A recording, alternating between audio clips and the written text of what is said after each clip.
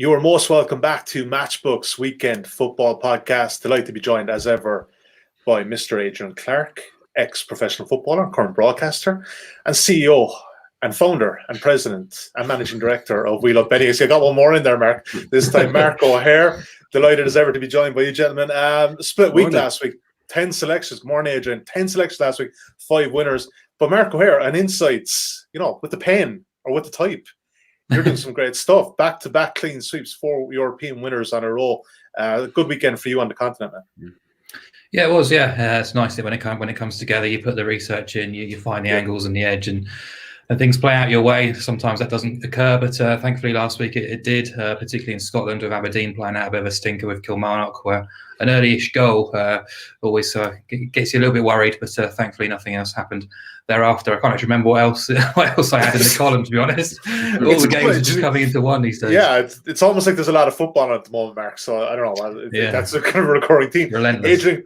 Adrian Clarke, mixed bag for you last week. I'm not going to lie, this is a bit of an after-timing thing, but I text you again on Tuesday night and Wednesday night for championship unders, and you gave me about 6 of them. So again, not much good for people on the podcast now if they don't have your mobile phone number. We're not going to give that out, but I don't know, mate. Like, if I just ask you for championship unders, you seem to be you get them. Yeah. There's certain matches to just have a look of being a stinker. I think I picked out QPR, Preston against QPR last night, and a few again, others.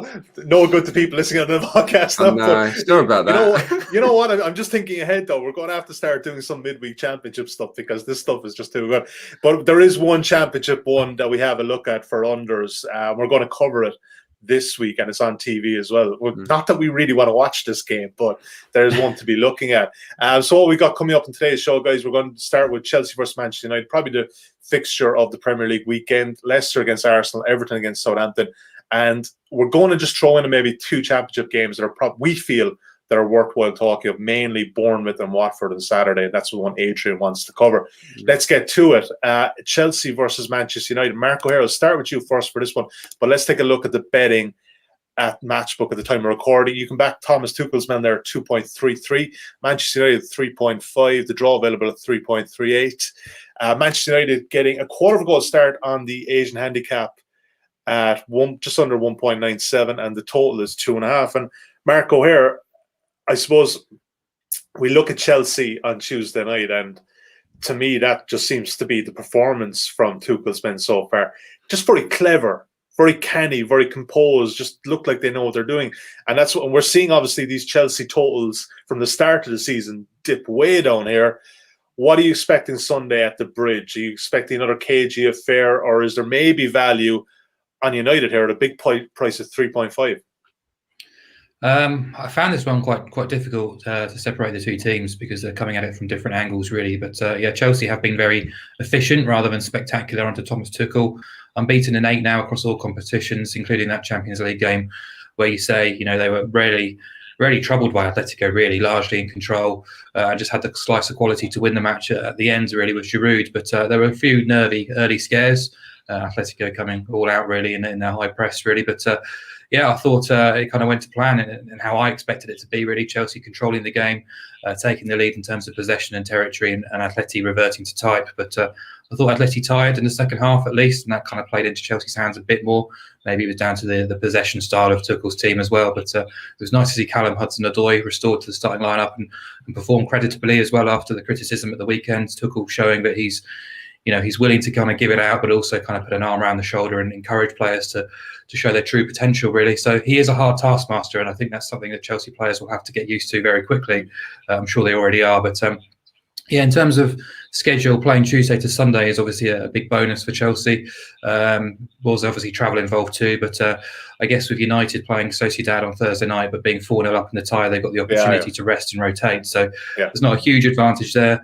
Both teams obviously have strong enough and big enough squads and players available now to make those changes. But I guess from a United perspective, I know you kind of suggest that the Matchbook boys, the United fans, suggest that we always kind of put them down a little bit. And I guess last week they beat Newcastle, but I wasn't overly convinced at all by them. Again, jittery defensively, slow starts in both halves, and certainly wasn't a vintage performance against a Newcastle team without Callum Wilson, which you'd expect them to win comfortably. The results said they did, but yeah, I don't think it was anything in particular that stood out. It was just to have better players really and able to take the opportunities. And I think from a tactical perspective, I'd be interested to hear what Adrian thinks. But I think this is quite fascinating, really, because kind of go back 2 years, and I guess Solskjaer, not even 2 years really, possibly a year.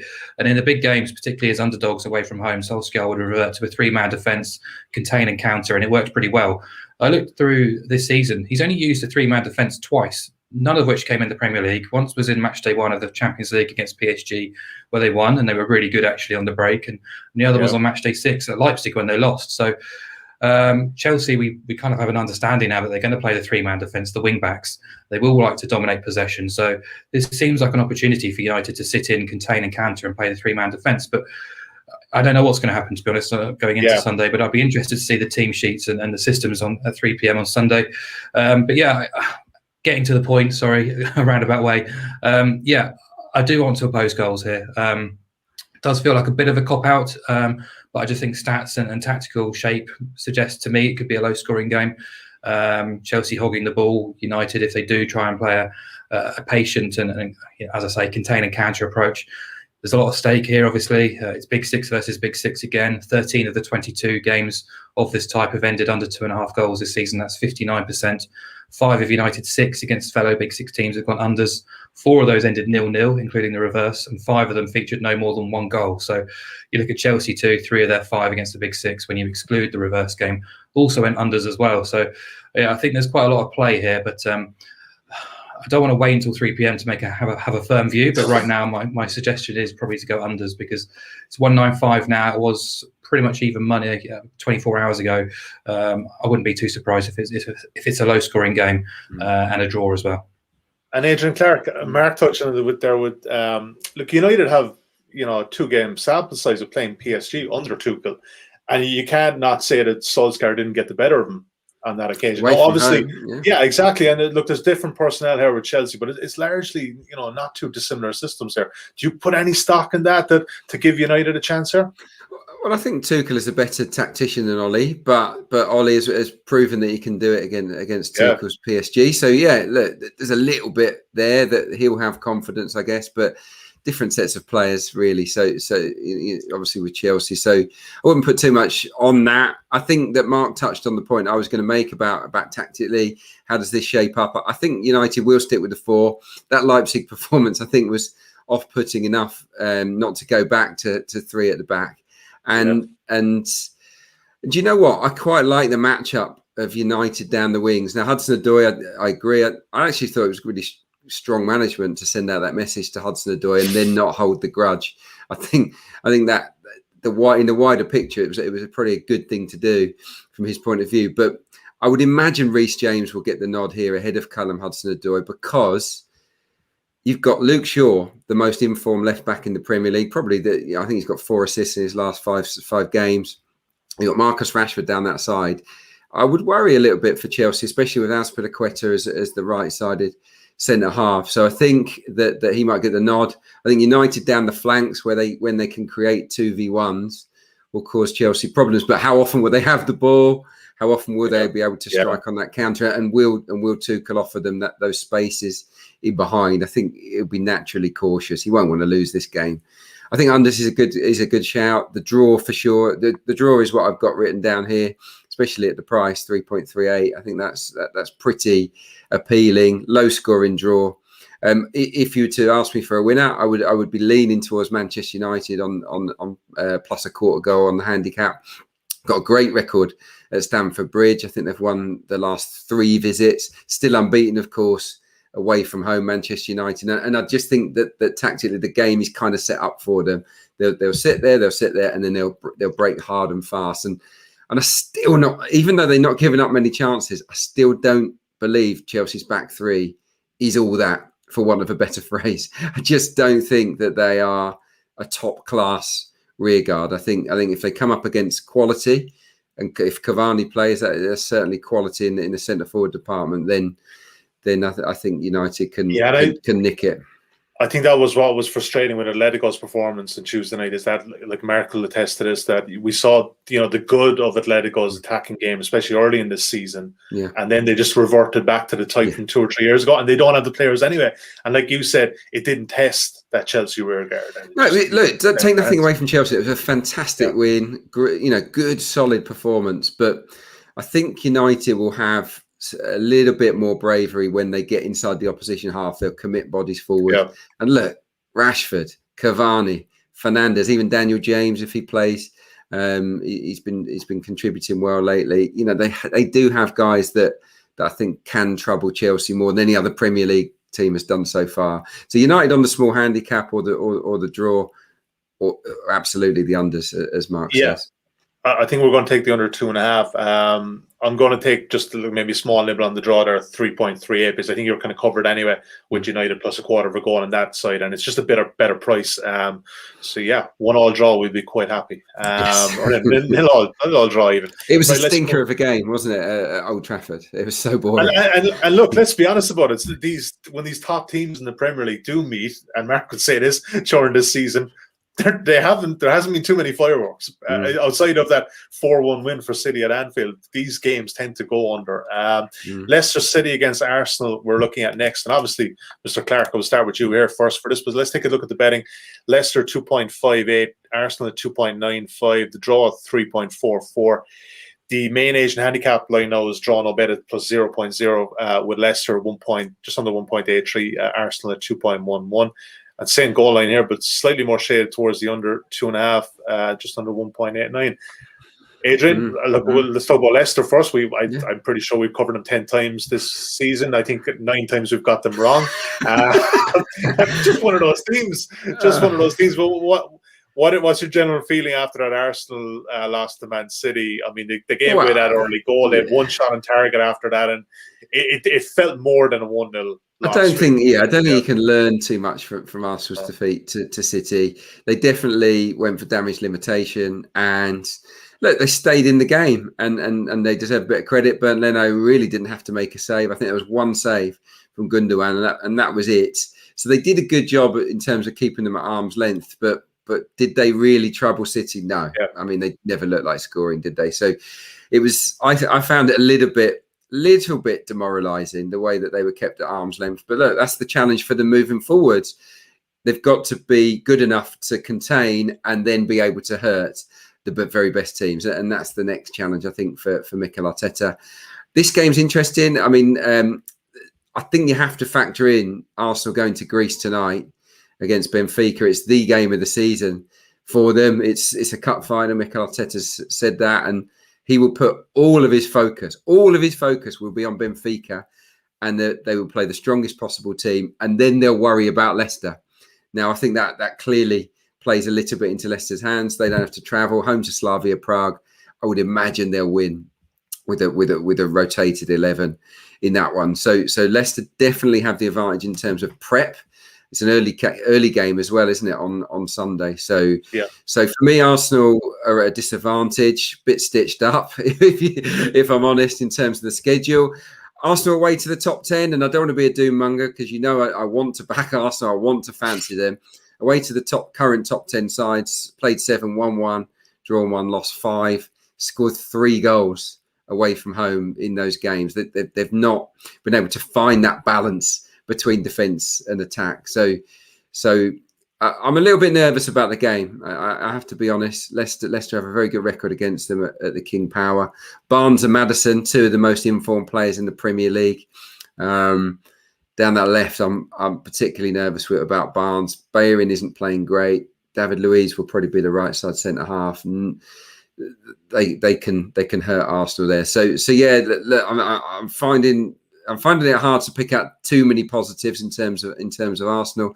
The one that stands out is Leicester's home record, which is that every now and again they don't turn up. They've lost 5, haven't they, at the King Power? But yeah, no, I think Leicester at 2.58 is a decent pick if you want to play it safe and go with the draw no bet.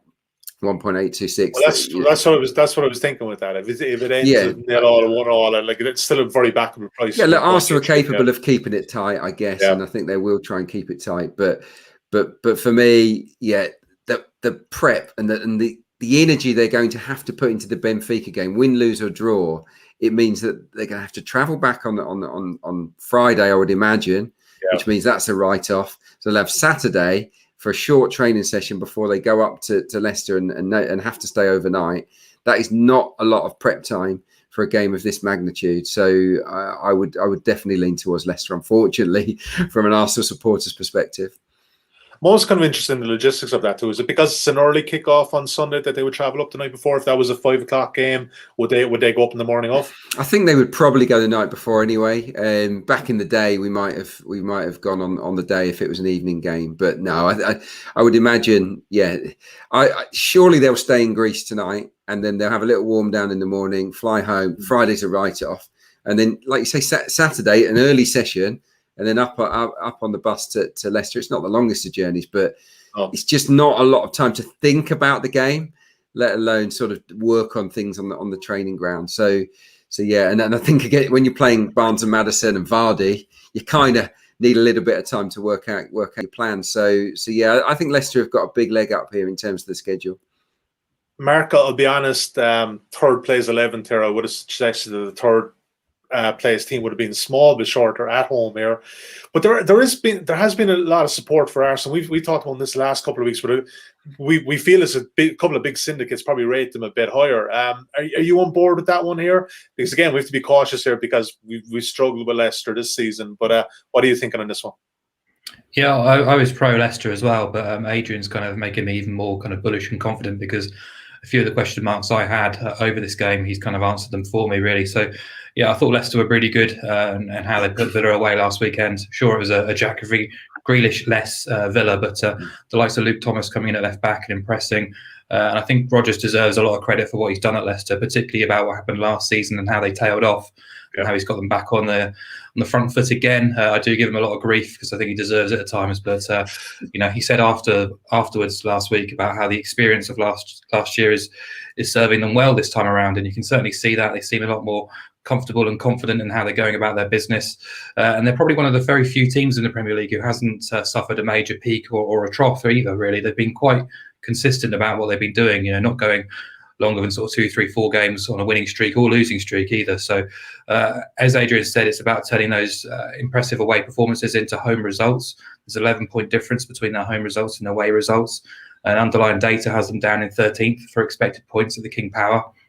And that's reflected in their results at home to the top half. 5 defeats, 2 wins and 1 draw. So there's a little bit of caution there. However, the 2 of the last 3 wins at home came against Liverpool and Chelsea. So they are capable of turning up and putting on a performance. But yeah, Adrian's kind of covered all the stuff I was going to say really about Arsenal. I thought I was really disappointed in their second half display against City, chasing the game. I don't think they had a shot, or they had 2 shots in the final 40 minutes, 0 of which were on target. It was a weird game, really, but losing to City at home isn't the worst. I've got a stat for you on that, Mark. This is a big problem for Arsenal at the moment. It's they find a gear change hard to come by. When you need, maybe you're chasing a game. I rate Mikel Arteta. I think he's a really smart coach, but at the moment he doesn't seem to be able to dramatically influence matches from the bench in terms of changing it up. And there is also a very cautious approach to the way they go forward. The 2 central midfielders pretty much always sit. I looked at late goals. Arsenal have scored 2 goals in the last 15 minutes of matches this season. 2 goals. Leicester have scored 15 in the last 15 minutes of matches. That's a huge difference, and that's again, it's something Arsenal need to really improve on. And look, on the back of a long trip to Greece where they might be flagging in the last 15, they might want to be in front or at least level by the latter stages. Yeah, I mean, the question mark I had really coming into this game was how strong Arsenal go in Greece, because I was actually surprised by how strong they went in the first leg, and obviously hearing you talk about how important the game and the tie season, makes me realise that they probably will go strong in Greece, as you say. So, I was going to be with Leicester +0 anyway, but depending on their team news, I was going to be even stronger. So hearing you be quite bullish about how important that game is for Arsenal on Thursday night does make me feel with much more confidence really to go through with that bet as quite a reasonable play actually. So I'm like Sully. I'm a bit more pragmatic, so I would take the 0 handicap, just knowing that the draw's on side. But that 258 does look quite appealing too, actually, on the home win. It does look appealing, but yeah, I think with Leicester, definitely, I think we're going to have to be small but conservative here at 1.83. And look, if it's a draw, it's a draw. We get our money back, and we run away from that, and we'll be somewhat happy. But it's a good point you guys make in the Europa League too. With some teams, I mean, like the likes of Manchester United, how much are they really going to put stock into it later on in the competition, because they will get a Champions League spot. Arsenal are 11th. Yeah, exactly. So that's what I mean. It's a very different approach, knowing that if they win the competition, they're into the Champions League next season, so there's a way different approach. But yeah, I like the angle. Let's move on. Monday night action at Goodison Park. Mark O'Haire, come to you first here for this one. Everton and Southampton, makers of a good game here, I would suggest. Everton at 2.24. Southampton, you come back at 3.4. The draw available at 3.6. Southampton getting a quarter of goal start in the Asian handicap, just under even money at 1.99. 2.5 is the under. Shaded towards the under there at just under 1.89. We predicted the Merseyside derby would go under 3.5 goals, Mark O'Haire. We didn't predict that it would have been Everton winning and not Liverpool, but it was a big one for them, obviously, winning at Anfield. Any chance that there might be a tough bit of a come down here coming back to play Southampton? Certainly could be, yeah. You can't write that kind of thing off. It's very hard to quantify it. But yeah, I mean, I had an Everton fan on social saying I've been anti-Everton really this season, always opposing them. Disgrace, man. Absolutely out of order you are. But it's what can you say? I've got no affiliation with the City of Liverpool. I've got no reason to be biased against them. At the end of the day, we're in betting here, and it's all about the numbers really, rather than the team names. So I think that's important to bear in mind. And you have to be dispassionate, and you have to be humble as well, accept when you're wrong, and never get too ahead of yourself when you're going well. And I got the result of last week, totally wrong, really. I really expected Liverpool to put on much more of a show, and you have to give a huge amount of credit to Everton and also Ancelotti for the way in which they set up and went about their business and deservedly won the match. But I guess the biggest compliment I can play is when I saw the team sheets, I even feared more for Everton with no Calvert-Lewin in the starting 11, no Allen, Yerry Mina missing as well. That midfield, which I've talked about with Davies, Doucouré and Andre Gomez, but they worked really well together. So, yeah, I'm still not a massive fan of that midfield. I'm still not a massive fan of Everton either, but I thought I was really impressed. And if they do have Calvert-Lewin and Allen back this weekend, they're going to be even stronger. So I guess the issue for Everton really is their Goodison Park form, which has been ropey to say at best, really. I guess you need a different set of strengths to beat teams when you're playing at home, but they have tended to toil. Just look at their recent performances against Fulham, Newcastle and West Ham. They've all done really good jobs on Everton at Goodison Park this calendar year alone. So, yeah, I'm wary of getting far too ahead of myself with Everton. But I guess from a Southampton perspective, they're such a streaky team at the moment, going through a poor patch right now. I think it's 1 point in 8. They've been struggling to create opportunities for a lot of the last few weeks or months even ahead. And yeah, I guess they've got a few complaints about their game against Leeds in midweek with the refereeing decision to disallow the quick free quick. But ultimately, they did rest Ings, Gineppo, Minamino, probably with this match in mind, knowing that they're playing quite continuously at the moment. The players might need a bit of a refresh, but their form has been bottom 5 for quite some time in terms of underlying process. You look at expected points, XG ratio, all those big kind of data drivers over the last 12, 16 games. Southampton are down there. So those kind of downturn in results hasn't been a huge surprise, really. So I looked at the prices and I'm finding quite hard to get any sort of wriggle room here. I think they're probably about right. I would give Everton a very, very slight edge, but the Goodison Park form really puts me off. So in the end, I've just taken an approach to oppose goals here at 1.88, under 2.5 goals. It's not the sexiest of prices at all, but 2 of Everton's last 8 have gone over 2.5 at Goodison since they altered their system to be a bit more pragmatic. And Southampton's game against Leeds in midweek was heading that way too until the free kick late on too. But I found it a really tough one to unpack, really. So hopefully Adrian's a bit more confident. Yeah, 10 to the vote from Mark O'Haire. I don't think this is going to be his biggest bet of the weekend at all. What are you thinking here, Adrian? Well, no, look, the data tells you that, yeah, Everton have a problem at home, 1 point from the last 5. They're actually really uncreative as a side, even though they're flying high, obviously in contention for Champions League, but they've created the 3rd fewest number of chances. They're really, really efficient, though. So, when they get those chances, I think they've got the 3rd best conversion rate. So they're pretty lethal when they get the opportunities. That's the reason, and that is probably the reason that Mark has opposed them so often, because it's not sustainable, is it? But I just don't know about Southampton at the moment. I think that 9-0 has hurt them. I think the fact that they've had to chop and change their back four has been massive. When they had that same back four every single week, they kept clean sheets. But Walker Peters has been out. They've lost various players at different points. You've got Salisu in there at the moment. I think Bednarek played right back, didn't he, the other night? So Romeo's missing now as well, again. Yeah, I just feel there's a lot of disruption to their off-the-ball work. And Southampton, when they're on it, it's all about the off-the-ball work. They're a brilliant pressing side, and they've got that solid back four in place. I think they're 8 without a clean sheet now, Southampton. So I think I look at the game more tactically, and I look at the matchups. Calvert-Lewin, nicely rested, full weeks of training, of course, for Ancelotti to prepare for this as well. I think Calvert-Lewin's pace, Richarlison's pace can really hurt what can be quite a sluggish Southampton rearguard. So yeah, the stats say backing Everton at home is risky, but it can't last forever. That dodgy run. I think I'm tempted by Everton. Southampton could be the perfect tonic for that home.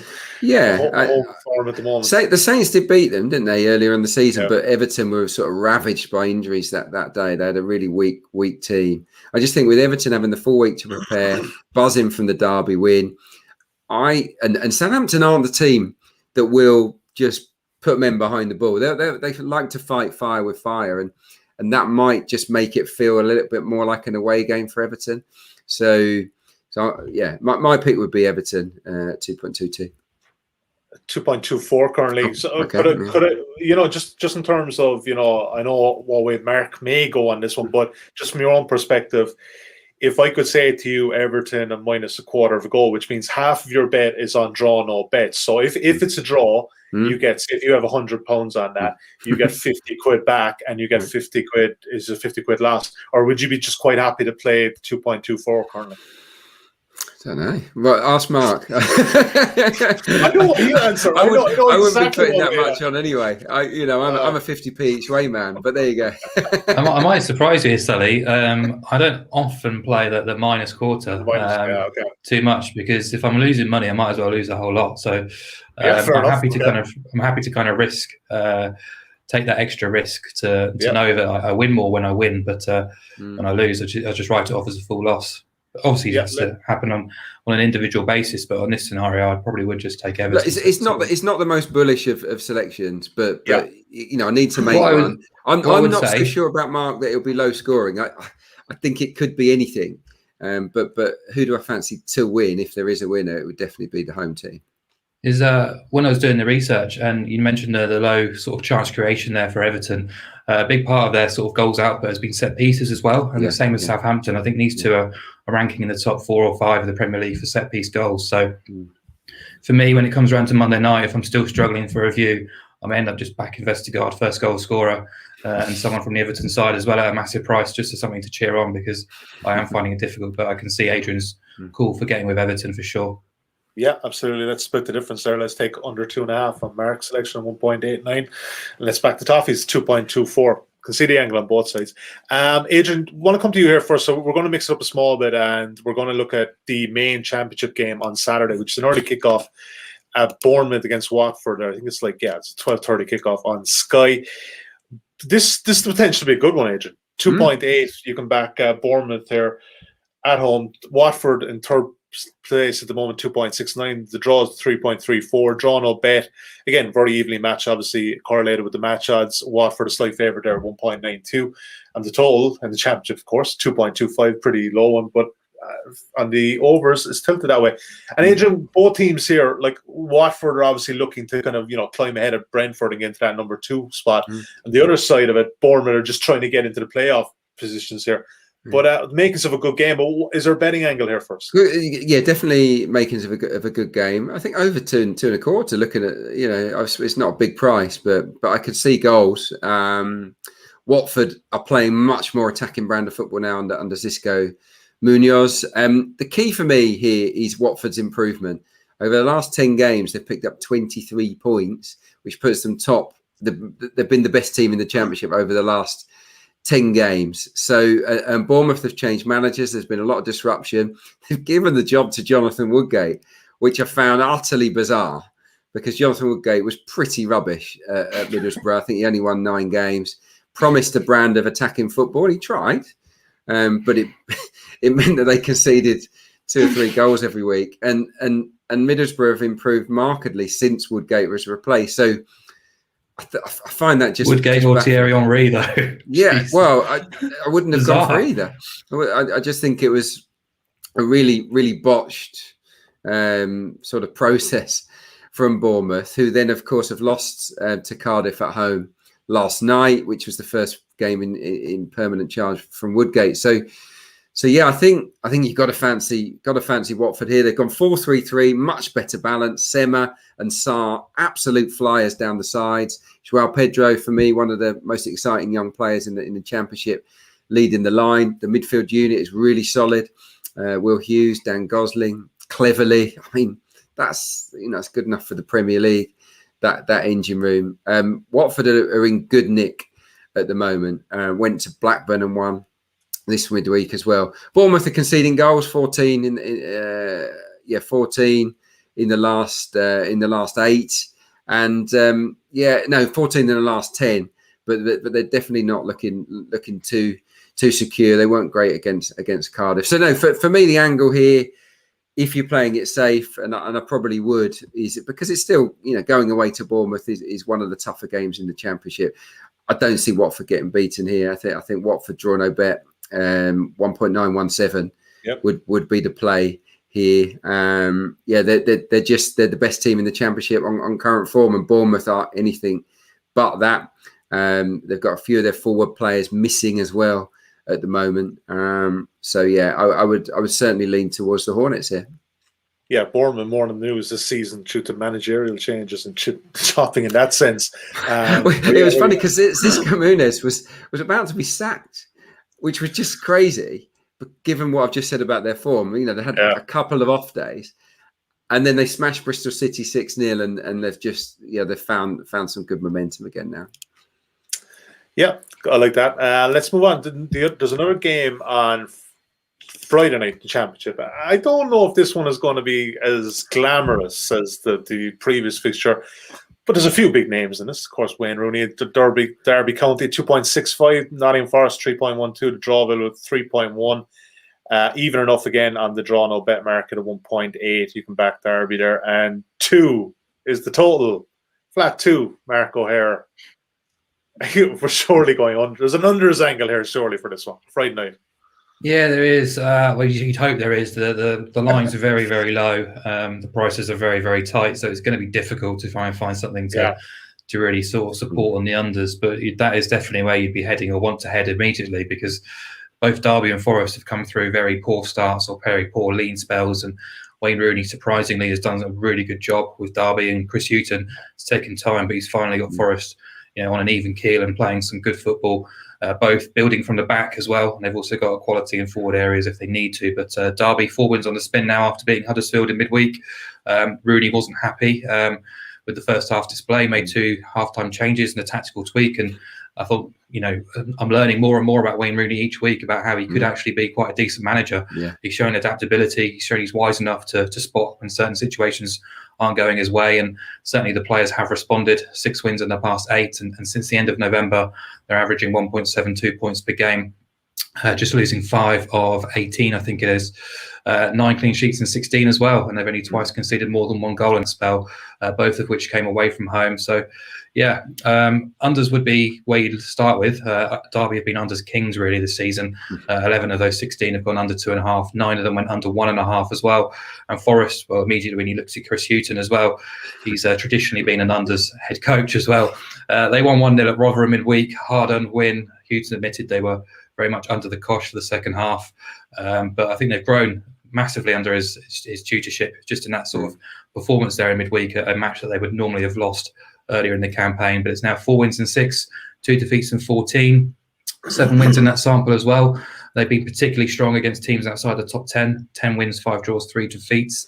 So, yeah, I think we've got 2 form teams, 2 teams who look assured, 2 teams who are confident now defensively, and also a derby which is normally quite fierce and well contested too. So, Forest have only lost 1 and 9 head-to-head. They kept 5 clean sheets in 7. But then you look at their record at Pride Park, just 1 win in 9. And they failed to score in 4 or 5 at Pride Park as well. So, yeah, it's hard to sort of get a major lean on either of these 2 teams. I think the match prices are pretty much where I'd expect them to be, where I make them too. So you look towards the unders. 9 of 11 derbies have gone under 2.5. 6 of the last 6 games between these 2 have produced 6 goals in total.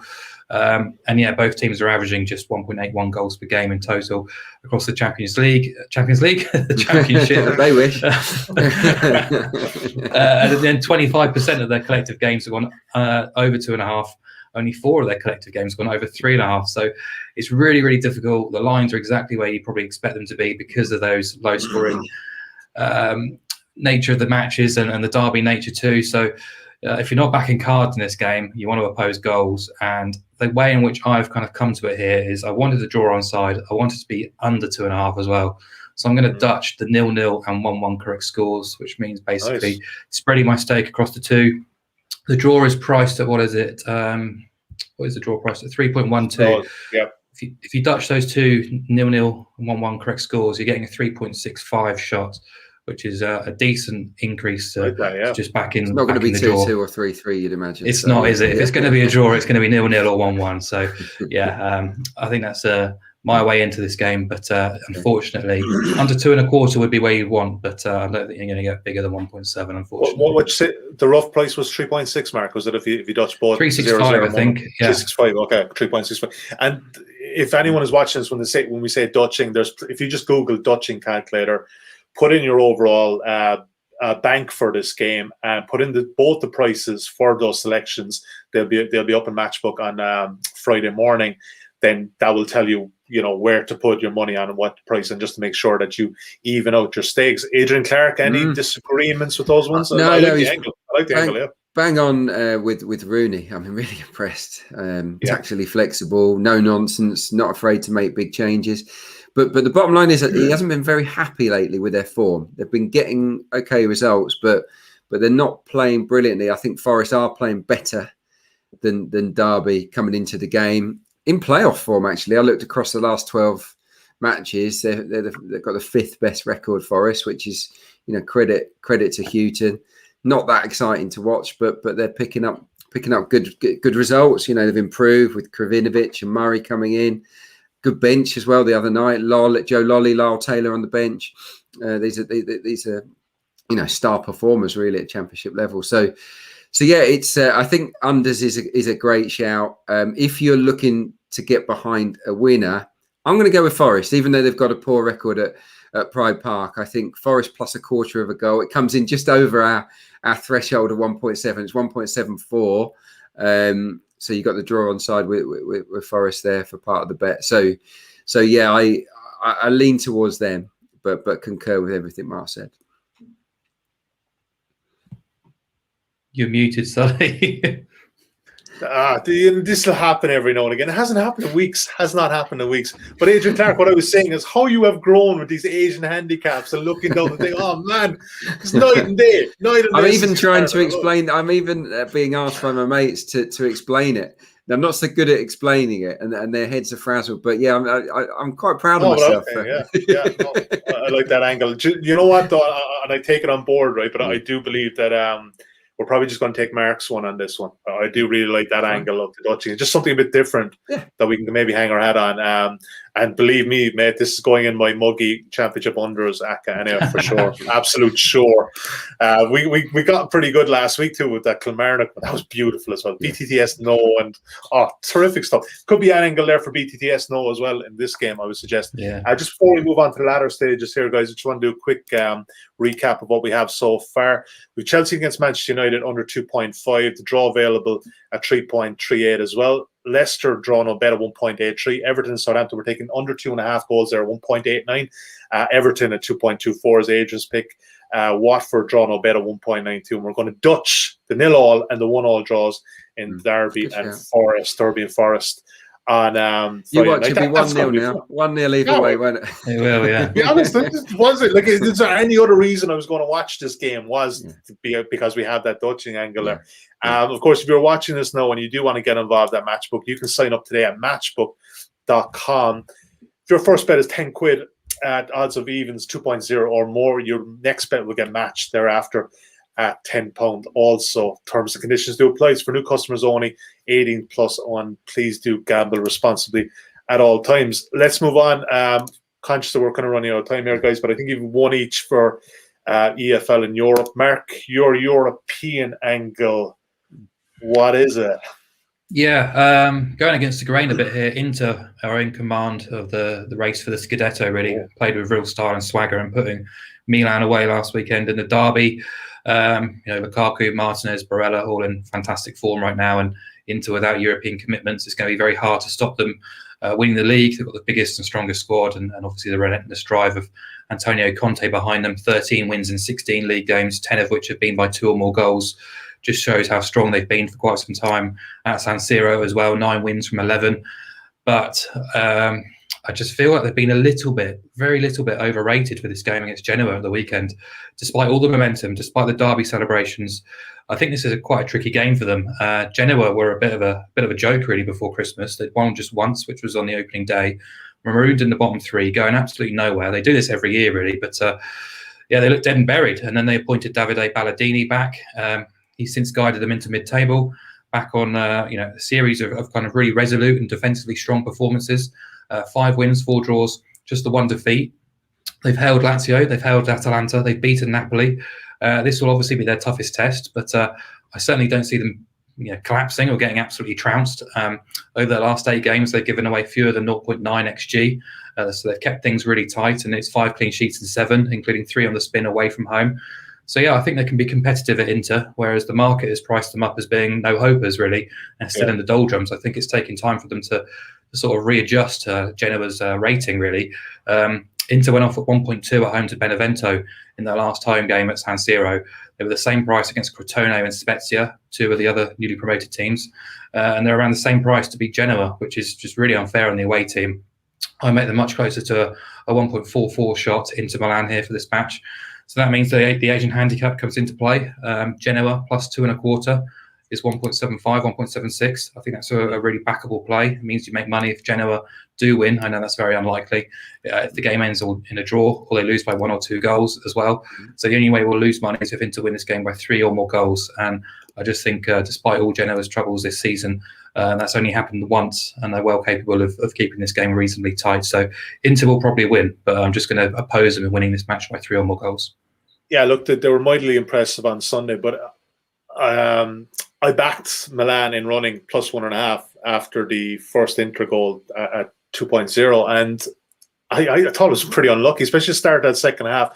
If Milan score there, it's a very different game. I think that the 3-0 score, it did flatter Inter small. Don't get me wrong, Lautaro and Big Ron, Lukaku, like they were very impressive, but I think it did flatter them a small. They're very impressive, but I like that angle. Adrian Clarke, EFL, you're going to give us an unders double. Sort of in tribute to our WhatsApp connection. Exactly. Let everyone else in. Exactly. It's not just Championship. I just picked out a couple of unders to couple up as a double.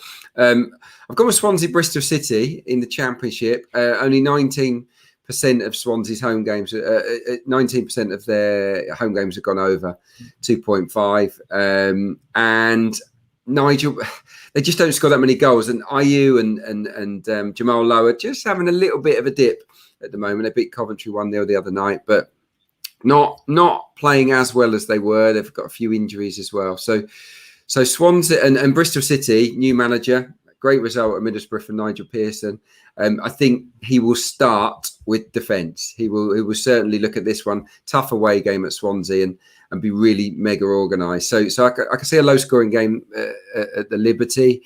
And then the other one is Newport Stevenage on the sort of cabbage patch down there in Wales. Can I just talk about that for a second? So I was watching Newport were playing Leinster in rugby on Friday night. I was watching that game and I texted you guys and I basically said, looking at it, you would not graze cattle on this pitch at the moment. But no, that weirdly enough, that game actually the total went over. Not totally sure how, but that's rugby. It's a very different sport. And you guys were saying they were playing Forest Green on Sunday. And it was 2-0 win to Forest Green. I think it just got under there. But yeah, that pitch is a joke. They don't like it. The home team don't like it. No one likes it really. The last 5 games have gone under 2.5 goals there at Rodney Parade, and Stevenage are the lowest they're the team that are involved in the lowest scoring games. You know, they love a 0-0 or a 1-0. Either way, only 32% of Stevenage matches, home and away, have seen more than 2 goals. They keep it tight. Newport and Stevenage under 2.5. Swansea, Bristol City under 2.5. Double them up. I think it comes out 2.75. Yeah, about that. Yeah, a Matchbook, you can do those as well, which are multiples. You can do your muggy under Accas, just like me. And we've got loads of them. I've got loads of them this weekend, lads. So really, really happy with that. Mark O'Haire, your best bet for this weekend, man? Yeah, going to France. Lille atop of Ligue 1, 17 wins from 26. They've taken 28 points from a possible 39 at home, 8 wins from 13. It's 8 wins from 11 when you exclude the fellow top 4 teams as well. So surprised that they were trading around 1.85 to beat Strasbourg on Sunday. I know it's been clipped to about 1.81 already, but it still looks big. Strasbourg have improved a lot since they made a very, very slow start when they were in the bottom 3. They're still only 6 points above the bottom 3 now, but their form and their results and the performances tend to come against the lesser lights. When they're playing against the elite teams, they do tend to come up short. Their resurgence, they've lost 4 of 15, but 2 of those defeats were away at PSG and Lyon by 4-0 and 3-0. They've lost all 5 games against the top 4 by an aggregate of 4-16, and they've conceded 3 or more goals in all 4 games, in all 5 games, I should say. So, yeah, they've returned a 56% loss rate away from home in Ligue 1 since the start of last season. I look at Lille, and they are top of the French league. They are playing on Thursday night against Ajax in the Europa League, which isn't ideal. But I was talking to someone else I work with and just saying, if Lille have any sense, they will put a priority on this match on Sunday because they are in such a commanding position domestically. Yeah. That has to be the priority right now. Yeah. So I'm happy to kind of go away from what I normally would and sort of avoid a team playing on Thursday night. But I think that's the only reason why they're not a few ticks shorter than this, because they're super consistent at home. 19 wins from 28 here since the start of last season. 16 clean sheets in that 28-game spell as well. They're boasting a 73% expected goals open play ratio at home this season. Utterly dominant, really. They're top in terms of process over the last 8 in France as well, and comfortably inside the top 3 of all the metrics I look at over all the source splits, 4, 8, 12, 16 season long as well. So, yeah, they're definitely not a flash in the pan. They're up there challenging and contenders for the title. So I expect them to get a result. I know they didn't get it against Brest recently at home, but I expect them to get back on the winning streak again this weekend. It's been a long time coming, but a proper title race in Ligue 1 this season, and good to see it. Some good stuff on BT Sports there every weekend. Adrian Clarke, your top selection for the weekend ahead, man. Yeah, I do like the Leicester draw no bet in terms of the ones we've been through, but I'll come up with something new, and it's data driven, but also, just when I think of older matches on the road, you just think goal fests. When you think of Carlisle games at home, you think of goals, and Carlisle entertain Oldham. 69% of their home games have gone over 2.5. It's the highest in League 2. 71% of Oldham's games away from home have had more than 2 goals. So, and that I think is the second highest in terms of away matches. So, you put it together, you see an entertaining game. Carlisle had a spell where they didn't have any games in January, and they came back quite rusty. But they're beginning to find their groove again now. So I think that Carlisle will probably win a high-scoring game against a really adventurous Oldham team that just keep going at you, even if they go behind. So, Carlisle, Oldham, an exciting game. 1.787, I think. It's not a huge price, but over 2.5, I think, is a strong play. Good enough for me, man. Good enough for me. Plenty value, plenty juice in that. Mark, Adrian, was small bit over time, so we'll wrap it up there. My thanks to you guys. Best of luck at your bets out there, guys. I think we've got a lot of good angles this week. Plenty of angles for my unders, like I said. But yeah, a couple of overs as well. And Dutching even this week. Mark Oh, O'Haire. no. Brilliant. I love it. Yeah, I like just mixing it up as the season goes on. Gentlemen, we'll chat to you again next Thursday morning. Best luck with your bets out there, folks, and we will chat to you, as I said, next Thursday. Take care.